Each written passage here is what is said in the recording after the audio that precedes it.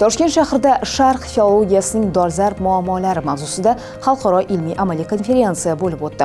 Mazkur nufuzli ilmiy anjuman Sharq filologiyasi, turkologiya, tarjimashunoslik, mumtoz adabiyot hamda sun'iy intellekt texnologiyalarining filologik tadqiqotlardagi o'rni kabi dolzarb ilmiy yo'nalishlarni qamrab oldi. Hozir shu haqda. Mamlakatimizning Turkiy davlatlar tashkilotiga a'zo bo'lishi xalqimizning turk dunyosi bilan aloqalarini yanada kuchaytirdi. Bu esa qardosh xalqlarning tili, adabiyoti, madaniyatini chuqurroq o'rganish, tahlil qilishni taqozo etadi.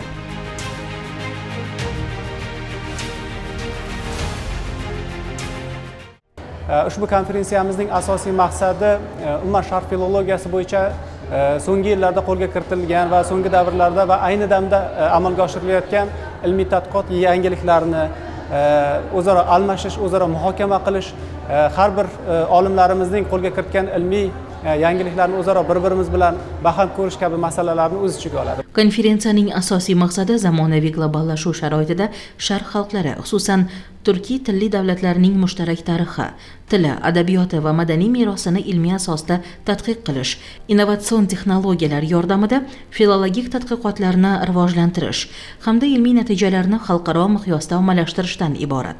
Anjumanda Turkiya, Ozarbayjon, Qozog'iston, Eron, Koreya va Yaponiya davlatlaridan o'nga yaqin taniqli olimlar, professor va mutaxassislar ishtirok etishdi. Son yıllar Azerbaycan ve Özbekistan arasında medeni humanitar əlaqələrin yeni bir dövrü inkişaf etməkdə, rivajlanmaqda. Bunun da nəticəsi olaraq mədəni humanitar əlaqələr də bir mənalı şəkildə inkişaf etdirilməkdədir. Və mərkəzimiz tərəfindən artıq Özbekistan universitetlərində Azərbaycanşünaslıq auditoriyaları açılır ki, bu da sadəcə 28-ci merkez hesap olunur. Bugün burada Oriental Üniversitesi'nin çağırdığı bir konferansa iştirak ettik.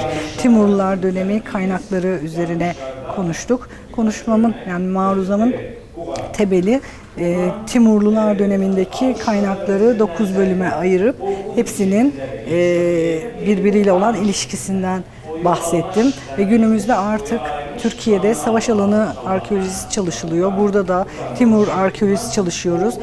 Bunlar bize yeni bilgiler veriyorlar. Çünkü bugüne kadar biz saray kronikleri üzerinden Timur tarihini anlamaya çalışıyorduk ama artık bunlar yetmiyor. Bize münşaat mecmuaları, vakfiyeleri kullanmak gerekiyor ve arkeolojik eserleri kullanmamız gerekiyor. Bunun önemini anlamamız gerekiyor. Özellikle Özbekistan'da bulunan Timurlu dönemindeki şehirleri çalışmamız gerekiyor. Çünkü biz Türkiye'de Timurlu şehirleriyle ilgili çok bilgi bilmiyoruz.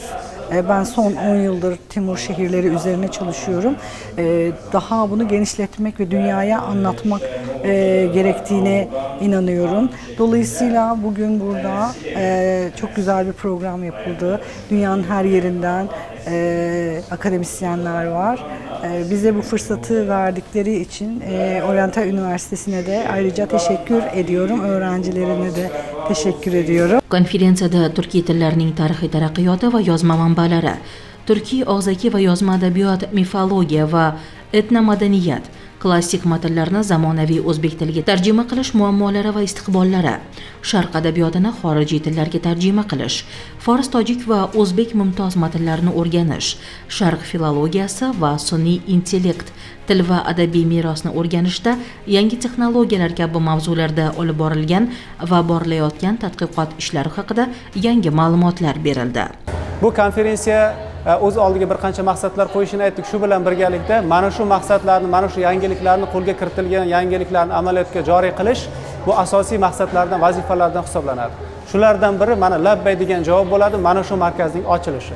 Xo'sh, bu markaz nimalarni o'z oldiga maqsad qilgan? Bu markaz mana shu asosan ta'lim, oliy ta'lim tizimiga asoslangan ushbu dargohda o'ziga xos bag'rida ilmiy markazning, ilmiy tadqiqotlar markazining ham bo'lishi bu quvonarli hol. Bu markaz o'z oldiga butun dunyoda, O'zbekistonda, xususan dunyoda turkologiya sohasida amalga oshirayotgan yangiliklarni o'zaro almashishga yordam beradi. Shu nuqtai nazardan mana shu markaz ham yoshlarimizga, yosh sharqshunoslarimizga, xususan yosh turkologlarimizga ilmiy sohada keng quloch yoyishiga keng zamin hozirlaydi. Universitetdagi Xoqoniy Shirvoniy nomidagi turkologiya auditoriyasi ham ta'lim hamda madaniyat taqdimot maskani sifatida alohida did bilan bezatilgan. Kitob javonlarda Ozarbayjon adabiyoti, tarixi, musiqasi va gumanitar aloqalarga doir keng mavzularni qamrab olgan nashrlar, auditoriyada esa Ozarbayjon madaniyatini ifodalovchi dekorativ amaliy san'at namunalari joy olgan.